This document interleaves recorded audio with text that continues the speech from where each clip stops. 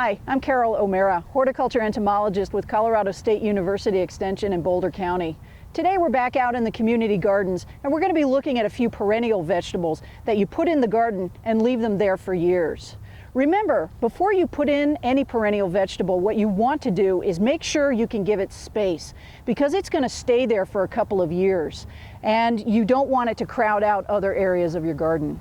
Take rhubarb, for example. This is a plant that's been cultivated for over 2,000 years, and it comes back every spring after dying back to the ground.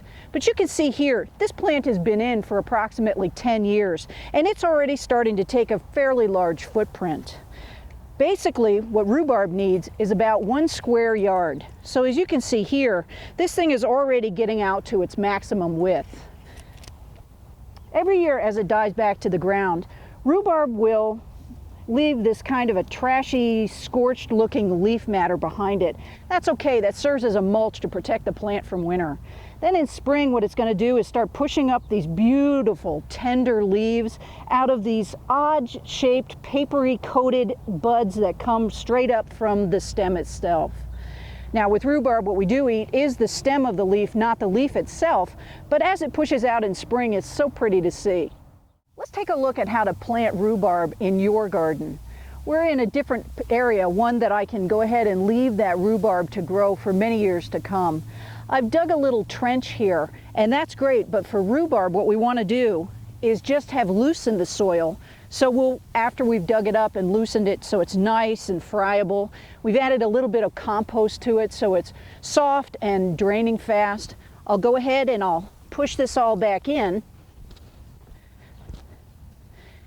And then I'm going to take the root, this plant that we're going to put in. You can see here how it's already starting to shoot out. It's got that beautiful rhubarb red color on the stems of the shoots. I'm just going to go ahead and move a little soil aside because we don't need to plant this very deeply. Although we've made sure that to a depth of about 10 inches, this soil is nice and soft. What we're going to do is actually just cover this with a couple of inches of soil. So I'm going to settle this right in, just like that. And I'm going to put the slightly larger end up, the one with the shoots, and I'm going to gently tuck it in around the plant. Be careful when putting any plant in the ground, not to pack the soil too densely around it. You want this to stay nice and fluffy so those roots can really burst out of that stem and grow quite quickly. So what we're doing is we're going to cover this with just a couple of inches, and it'll be ready to grow for us for many, many years. Let's take a look at some more perennial vegetables. Moving on to asparagus. Let's take a look at another favorite perennial vegetable in the garden, asparagus. Asparagus can be grown in our location really successfully. The only place it doesn't really do well are in areas that have really hot and humid summers, and that's not Colorado. So again, we're going to put it in the garden in a place where it can stay for many, many years. And then we're going to dig our trench.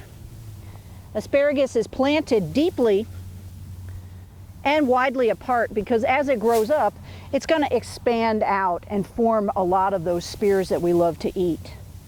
But the one thing you don't want to make a mistake on is with asparagus.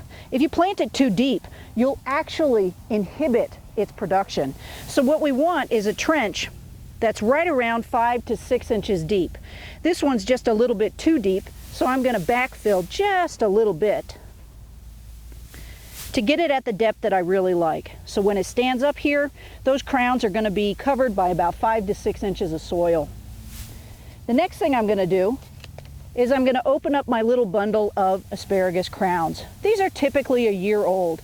You can see they come together in groups and they have this nice, really rockin' root system, lots of roots, maybe a little bit of a stem. These guys are ready to go for the season. So we have this trench we've built. We can put these slightly at an angle. You don't really have to worry about flaring the roots out. It'll get the idea. And then we're going to cover it just a little bit with some soil. I'm leaving the top poking out now so I can make sure I space these correctly. The thing about a perennial vegetable is you want to get them widely apart. For asparagus, you need about 18 inches. So we're going to move down the row. We're going to look at about 18 inches away.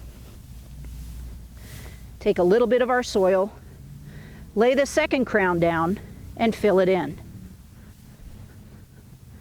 Now, once we've gotten this trench filled in with our asparagus, we can go ahead and cover those tops up. There's no reason in Colorado to gradually cover the crowns of asparagus. Research has shown that we can go ahead and just fill this in, and this asparagus is going to come up much more quickly because it has what it needs to send out more roots and get those shoots producing. And that's how you plant asparagus. So the last perennial vegetable that we're going to look at today is horseradish. Horseradish is one of those savory type plants that you put in and you give it a lot of space. The leaves will come out and they'll be a good 18 inches long. They're going to be somewhat lance shaped and they're going to have a little bit of a fringe on the edge. What we have here is one that's coming back this spring, and you can see here it's already starting to leaf out and it's got a lot of nice ridges. As you look down at the way horseradish grows, is it's going to put on a huge root. It grows a lot like a parsnip might. So what you're seeing here is the part of the plant that we really are planting it for. That's the root, and we will be digging that up and using that as the horseradish that we know that's grated and put in with a little bit of vinegar and that type of thing. The thing about a horseradish is it's a very aggressive plant. So not only do you want to sit it in an area where it has room to grow, but it starts sending out these side roots. These soft side roots are the ones that will make sure that it moves itself around your garden pretty well. You can see here this one is pretty well entrenched, but you can see that nice center to this root, how healthy it is, how it tapers back down to the end of the root. If you're looking to plant some horseradish and you've picked up something that looks like this at the store, you can see the difference in the two plants. This is definitely the one you want to stick in the ground. This one is ready to go. It's filled with a lot of carbohydrates and energy in order to get started. If you go with this, kind of a shriveled brown looking root, who knows if you're really going to get a plant out of it. But in order to plant, we can take this one that I just broke off and we can easily set this one in the ground. That's how you go ahead and propagate your horseradish. So if we wanted to set another one here and then harvest this one out for good eating later, we just go ahead and we loosen the soil a little bit. Nice and deep. It likes it somewhat loamy so it will drain quickly. Then we set the root in, make sure the taper is pointing down and the top part, the thicker part, is the one that's pointing up.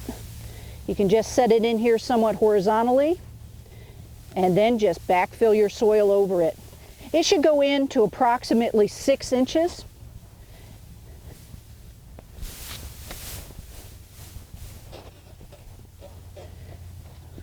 And then mark this so you know what it looks like when it's coming up, because until you've grown horseradish, it is going to look like a weed, and you might inadvertently try to rogue that out of the garden when you really want to wait until the end of the season to harvest it. Thanks for stopping in. I'm Carol O'Meara, and I'm helping you to garden.